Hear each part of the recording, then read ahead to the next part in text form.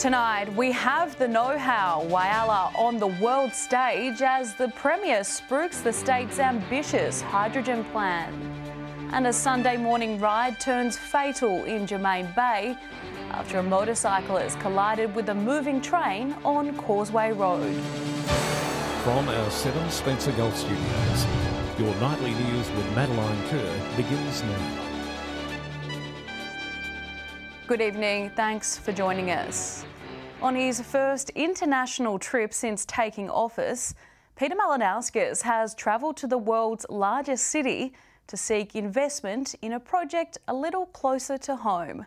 The Premier today working to establish an economic relationship between Tokyo businesses and the upcoming Whyalla hydrogen plant. Selling the green hydrogen dream.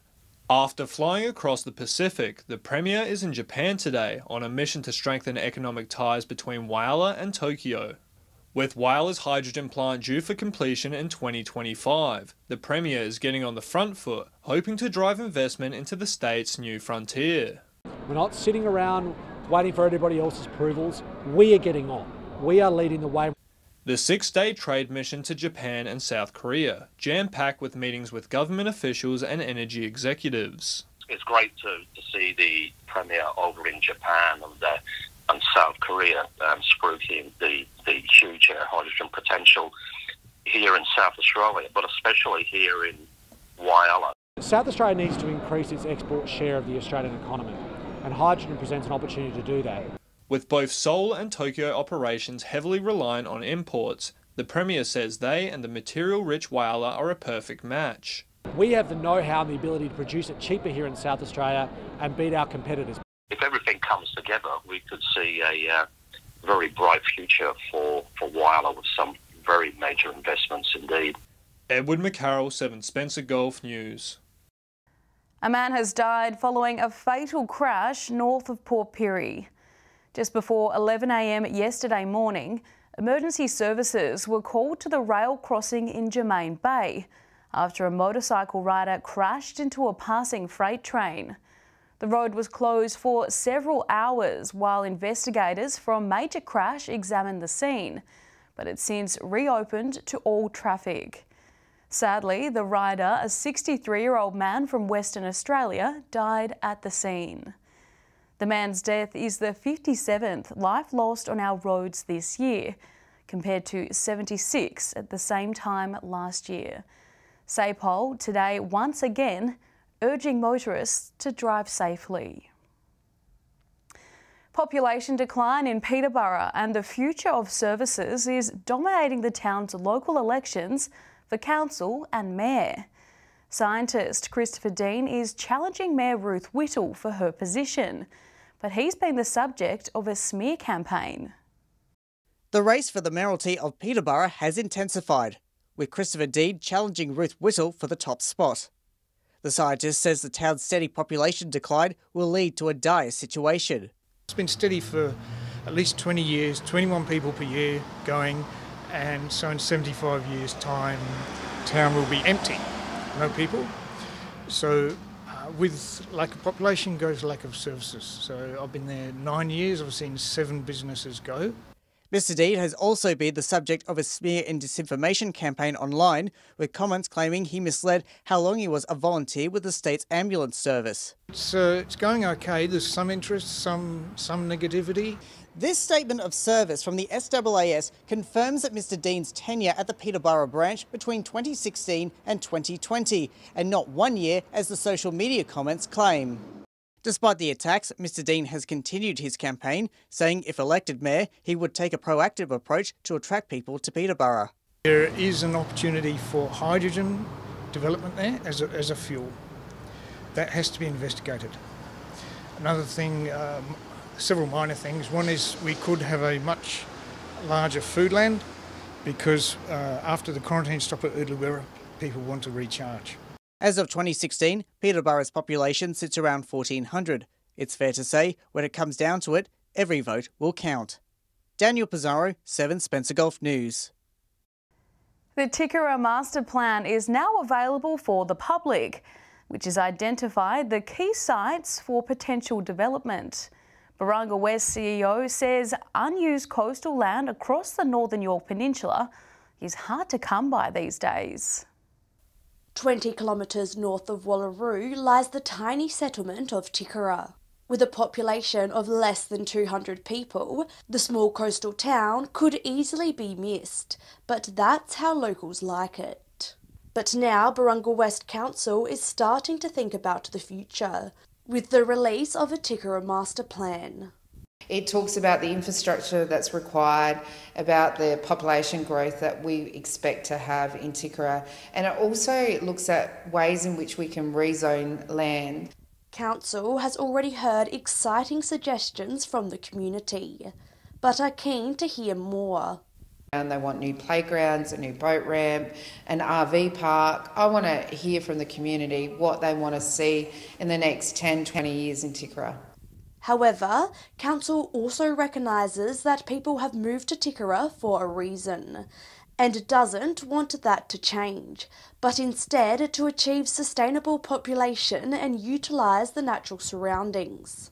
A balancing act they want to get right. We don't want it to become the next Port Hughes or Moods Bay. Tikara is a nice little quiet coastal town, so we want to get it right. If you're passionate about Tikara and its future, now is your time to have your say through a survey on Council's website. Annabelle Francis, 7 Spencer Gulf News. The small community of Jamestown has been left devastated by an act of vandalism after a dolphin statue was ripped up and stolen from the front entrance of the local pool. Thieves are believed to have taken the statue sometime last weekend, installed back in 2019 and made from heavy fiberglass. It would have taken sheer force to rip the dolphin from its mount. The Jamestown Swimming Pool Management says they're disgusted by the act and want the statue returned before the pool opens for summer. Anyone with information about the theft is urged to contact the local police. Still to come tonight, cops looking for this stolen motorbike after a break-in at a Port Lincoln business, and honouring their work and sacrifice. Miners remembered in Broken Hill at the annual remembrance ceremony.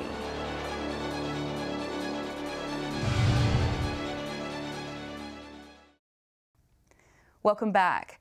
Police are investigating a break-in and theft at a Port Lincoln business in the early hours of last Friday, October 7.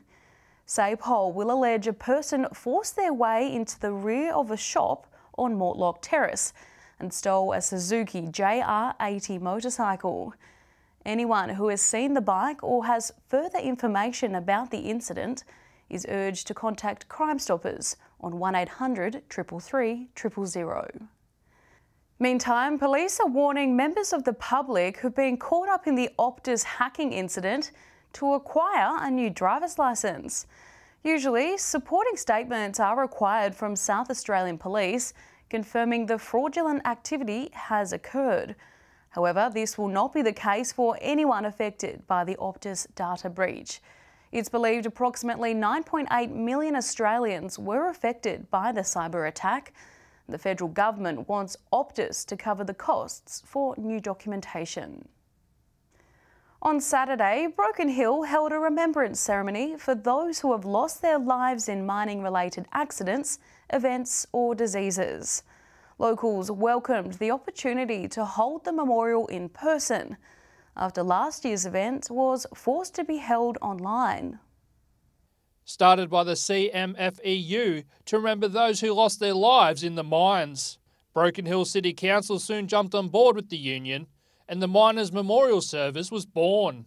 Their numbers were decreasing, and the Heritage Committee had a chat with them, and we decided to make it part of the Broken Hill City Council calendar. Held on October 8 every year, that date was picked not just at random, but due to a tragedy that happened in the early 1900s.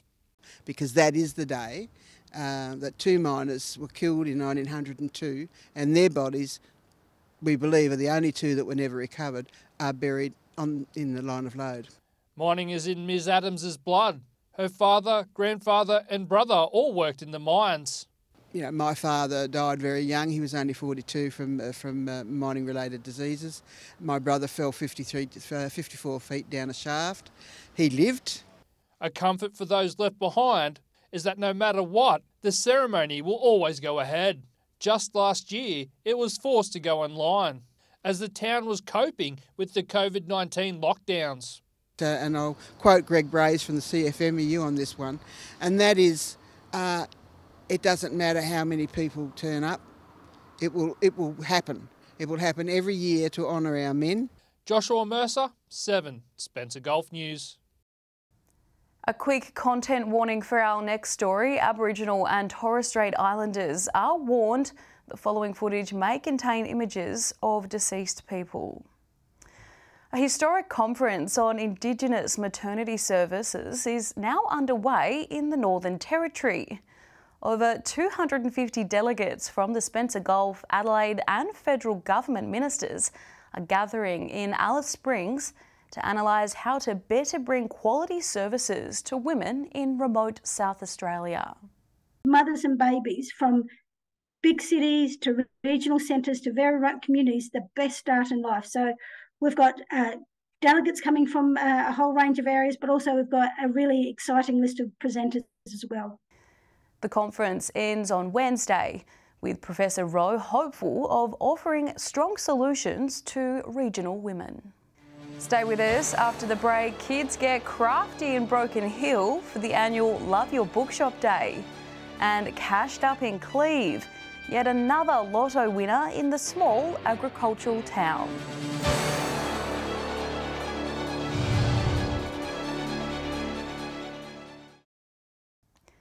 Welcome back. Saturday, October 8 was Love Your Bookshop Day, and Big Sky Stories celebrated it the way they do best, with some fun activities. And the kids had a blast, whether it was learning about cultures or writing poetry. Showing love for their local bookshop. That's what Saturday was all about. For the last week, we've had people bringing in artwork to share on our art gallery wall and people taking pictures and writing in and saying what they love about their bookshop. After several days of activities in the lead-up, Saturday was the pinnacle, with community members heading to Argent Street, teaching the kids about the different cultures of the city. We had families and community members coming to share stories and rhymes and games in different diverse languages from our community, which was super amazing, and lots of the young people were trying to learn and practice, and it was just beautiful to watch them explore. Big Sky Stories secured poet Louise Moriarty, who not only taught the children about the written word, but also engaged them in some activities to activate the mind. I also am a kinesiologist, so I've been studying mind-body medicine, and a lot of that is about the crossing the midline and the way our brains develop through our processes of crawling and marching and walking and stuff. Currently living in Wilcannia, Ms Moriarty loves teaching the next generation about poetry and its tradition in the outback. But I guess there's a real modern tradition of poetry going on too. You know, there's a lot of push for, young people standing up and speaking about what they're really passionate about through poetry. Joshua Mercer, 7, Spencer Gulf News. Healthy habits were on display in Whyalla over the weekend, getting locals up and moving. Taking place across the city, the various free workshops were a relaxing way to spend the weekend. Aligning the body and mind, community members were up bright and early yesterday morning for the final day of the Whyalla Wellness Festival, starting off with a Pilates and guided meditation session at sunrise. The weekend is really about raising awareness for proactive lifestyle choices. So it's about things that people can do in their own homes, any day of the week, for their better health. The early morning risers then warming up for a fun run around the foreshore and up Hummock Hill, the 2-kilometre circuit put together by Whyala's Harriers Running Club. Working up an appetite, nutritious breakfast boxes and fresh juice were waiting for runners at the finish line. The Ada Ryan Gardens transformed into a marketplace of healthy foods, wellness services, activities for the kids and live music.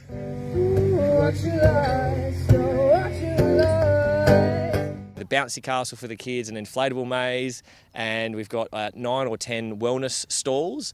The popular Community Fun Day, the final leg of a successful weekend of events. With workshops, drumming circles, aikido classes and even a comedy show, Organisers say they hope there was something for everyone. The whole range of anything to do with a proactive approach to wellness, which is emotional, physical and mental wellness. This isn't just about the physical body. Edward McCarroll, 7 Spencer Golf News. The small township of Cleve has welcomed its newest millionaire after one resident cashed in the winning ex-lotto ticket.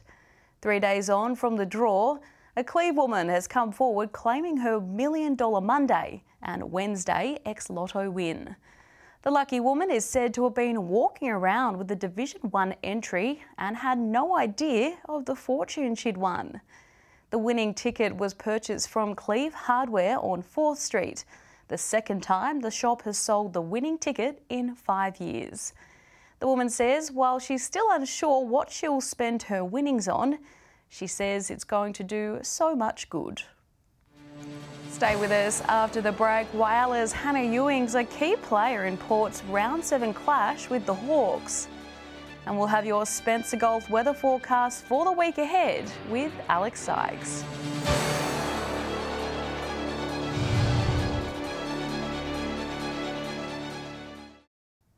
Welcome back. Despite a strong performance from Whyala's Hannah Ewing's, Port Adelaide failed to overcome Hawthorn in round 7 of the AFLW. Meantime, the Crows cemented another win, this time overcoming the Dockers following a major scare. Port Adelaide had the power to overcome their foes, and in the first 2 quarters, they showed their potential, taking the lead. Oh yes, Melbourne Boomers and the Perth Lynx. Now Port Adelaide AFLW player and an AFLW goal kicker. The power gets some scoreboard reward for effort. Hannah Ewings was vital in stoppages, but the lack of a key forward stymied their scoring, despite regularly being in the inside 50. A resurgent Hawks moved ahead in the third quarter and eventually took the win by 13 points. We started off really well, I thought. We let them into the game in the second quarter, and then from there on it was just a bit of a tussle and we just didn't really take our opportunities. So, yeah, that's how it was, I suppose. The loss puts Power at 16th spot on the AFLW ladder. Meanwhile, the Crows face the Dockers with the plucky West Aussies leading in the first and third quarters. This forced Adelaide into action, staging a comeback by final siren. The Crows took the crucial win 7-7-49 to 5-1-31 in a result that may worry second-place Adelaide.